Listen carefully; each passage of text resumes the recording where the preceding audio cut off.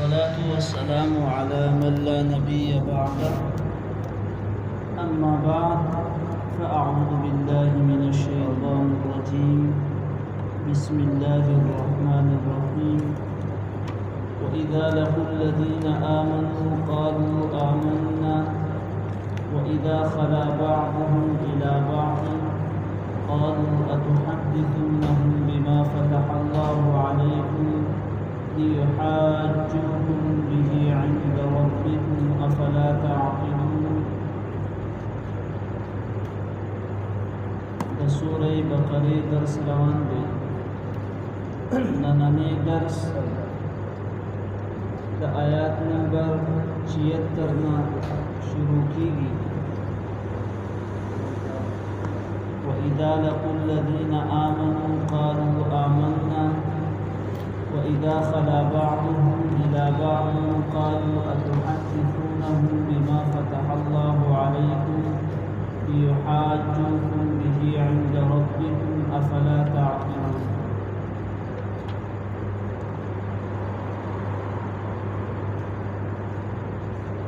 د بني اسرائیل د سلورو ډلو تذکره روانه ده. په تیر شوي درس کې د یوې ډلې ذکر وشو. وقد كان فريق منهم يسمعون كلام الله چې د الله جل جلاله کتاب به واورېدو، د اورېدو نه بعد به په هغې کې تحریف کولو، رد و بدل به پکې کولو، د هغې معنی او د هغې مقصد او مطلب به ګډوډ کړو او بیا به خلکو ته بیانولو. د هغه ډلې ذکر وشو. اوس ورپسې د دویمې ډلې ذکر کوي. اولنۍ ډلې ته محرفین، تحریف کوونکي ویلې کېدل، او دویمه ډله د یهودو دا د منافقان وه. یعنی څرنګه چې په عرب کې منافقان موجودو په اوس او خزرج قبیلې کې چې د مسلمانانو سره به یو شانتي کې چلیدل او د کفارو سره به بل شانتي کې چلیدل، دغه رنګې په یهودیانو کې هم منافقین موجود دي. دیو به چې کله د مسلمانانو سره میلاو شو، نو مسلمانانو ته به دا خبره کوله آمنا چې مونږ ایمان راوړی دی او دا کم پیغمبر چې تاسو ته راغلی دی مونږ دا پیغمبر منو. ځکه په تورات کې د دې پیغمبر کوم صفات چې ذکر دي نو هغه په دې پیغمبر کې موجود دي. وکړه به چې دا د مؤمنانو نه جدا شو او د دې کوم علما چې کوم معاندین، زد او عناد کوونکي کوه خلک چې وو، د هغو سره به چې کله دیو میلاو شو نو هغو به دیو رټله چې تاسو د مؤمنانو سره ولې میلاویږئ او هغې ته د هغه خبرو تذکره ولې کوئ کوم چې په تورات کې ذکر ده چې د دې پیغمبر دا صفت دی، دا صفت دی او هغه په دې کې موجود دی. دا خبرې مسلمانانو ته مه کوئ، ځکه سبا د قیامت په ورځ باندې به دا بیا په تاسو باندې حجت قایموي چې ګورئ تاسو ته کتاب راغلی او په هغې کې د دې پیغمبر صفات موجودو، خو د هغې باوجود بیا هم تاسو په دې پیغمبر باندې ایمان نه دی راوړی او د ضد او د عناد د وجې نه د دې پیغمبر مخالفت کړی دی. نو دا مسلمانان به سبا د قیامت په ورځ ستاسو خلاف فاسې او ګواهي به ورکړي. نو داسې کار مه کوئ. الله جل جلاله په دې آیاتونو کې د هغې تذکره کوي. دویم د رسول الله صلی الله علیه وسلم دراتلو نه مخکې به هغوی د دې پیغمبر په ذریعہ باندې د فتح دعا کوله یعنی کفارو ته وېدا خبره کول چې اخیرنه پیغمبر راتلونکي دی او چې کله دا پیغمبر راشي موږ به د دې پیغمبر مرګستیا وکړو او تاسو خلاف به بیا موږ جنگ وکړو نو موږ ته به فتح ملو شي یعنی د دې پیغمبر په وسیله باندې به هغه د فتح کولو سوال کول خو کله چې دا پیغمبر راغی او هغه کوم صفات چې د دې په کتابونو کې موجودو د وجه د زد او د عناد د وجنه د پیغمبر مخالفت وکړو په زید مرګستیا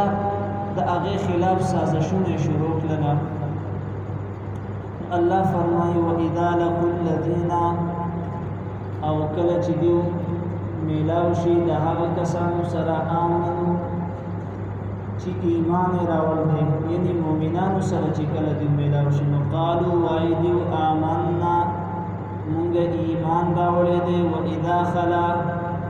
او کله چې دیو جدا شي بعضهم بعضی د دیو الی بعض د بعضو سره بعضهم نو مراد چې کوم دی هغه د دیو امیان خلق دي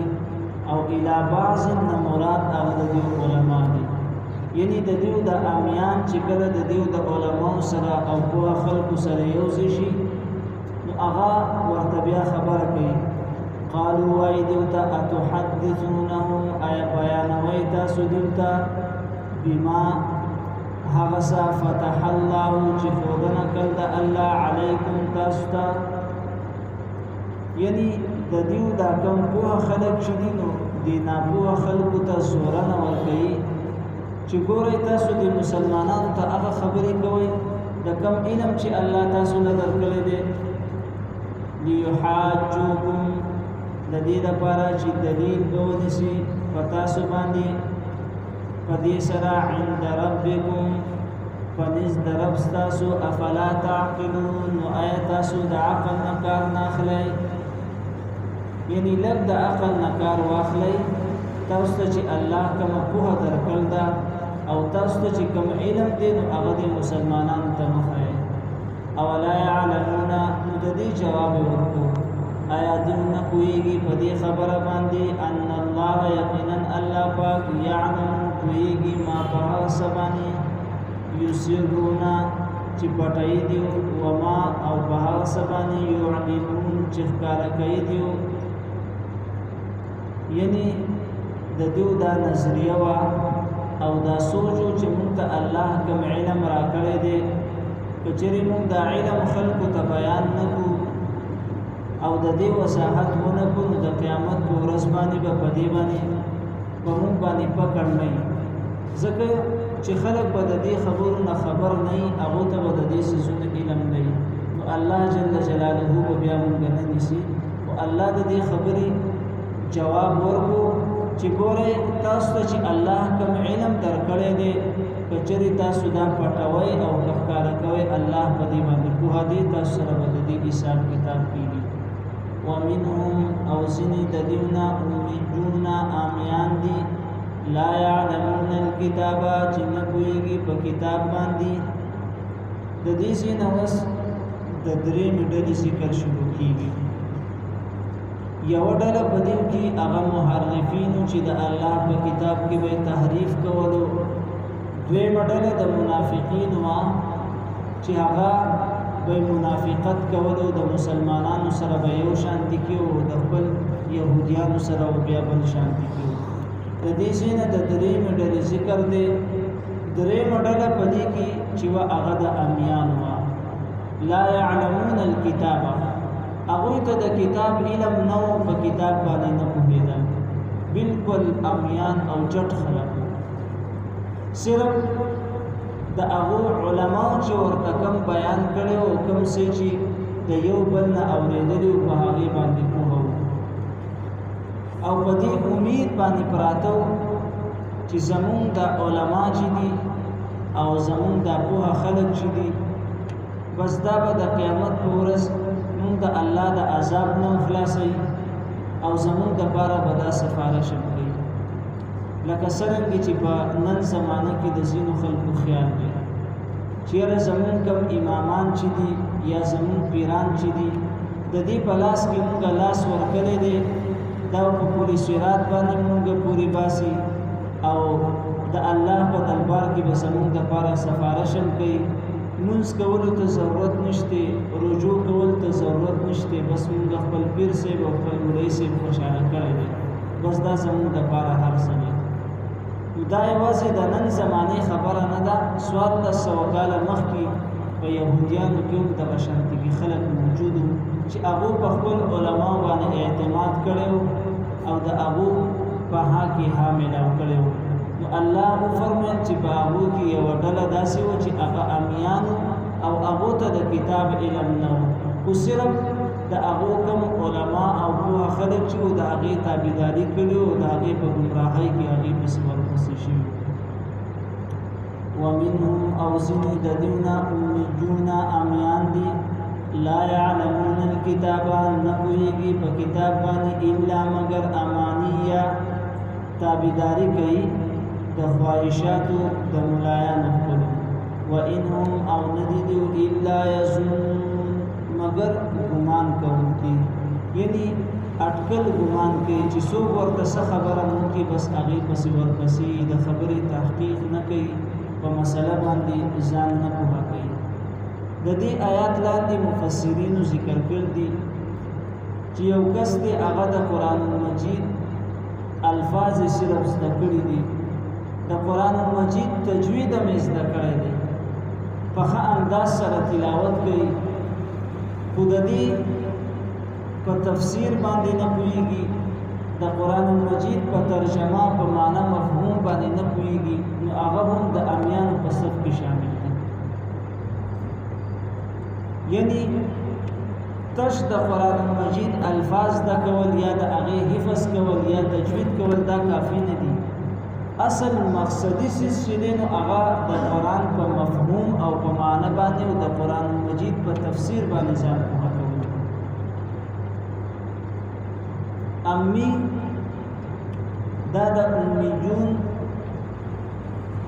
واحد راځي امیجون جمع ده او امی دا واحد دی دا هغه چاته ویل کېږي چې هغه د مور نه پیدا شي او هیڅ قسمه کتابت لیکل یا لوستل نشي کولی هغې ته امی ویل کېږي د عام انسان په نسبت باندې چې کوم دی نو دا یو بد صفت دی چې په یو انسان کې موجود دی چې لیکل او لوستل نشي کولی خو هر شي زمون پیغمبر نبی آخر الزمان جناب محمد رسول الله صلی الله علیه وسلم دی نو د هغې په صفاتو کې دا د مدح صفت دی یعنی قابل تعریف صفت دی چې هغه امی و نو الله جل جلاله ورته پوهه د کتاب ورکړله دلته فرمایي ومنهم او ځینې د دوی نه امیجون امیانو لا يعلمون الكتاب نپوهېدل په کتاب باندې الا مگر امانیه تابعداري کول د خواهشاتو یا ځینو خلکو معنی کړ د امانیه چې صرف تلاوت به کولو یعنی د قرآن په مقصد به نه پوهېدو خو به صرف د هغې تش تلاوت به کوو وانهم او نه دي الا يظنون مگر اټکل ګمان کوونکي واذا لقوا الذين او کله چې دوی مخامخ شو د هغه کسانو سره آمنو چې ایمان راوړ دي قالو ویل بدو آمنا ایمان راوړ دي و اذا خلا او کله چې جدا شو بعضو بعضې د دوی الی بعض بعضو سره نو قالو ویل به اتحدثونهم آیا بیانوي تاسو دوی ته بما هغه څه فتح الله چې ښودنه کړل د الله علیکم تاسو ته لیحاجوکم د دې لپاره چې دلیل ونیسي په تاسو باندې به په دې سره عند ربکم ونیز د رب ستاسو افلا تعقلون نو آیا د عقل نه کار نه اخلئ اولا یعلمون آیا دین نه پوهېږي ان الله بشک الله پاک یعلم پوهه دی ما په هغه څه باندې یسرون چې دوی پټوي وما او په هغه باندې یعلنون چې دوی ښکاره کوي ومنهم أوزني ددمنا أميجون أميان دي لا يعلمون الكتاب نكويگی فكتاباني إلا أمانية مگر تابداري كي دخوائشاتو وإنهم أو نددو إلا يظنون مگر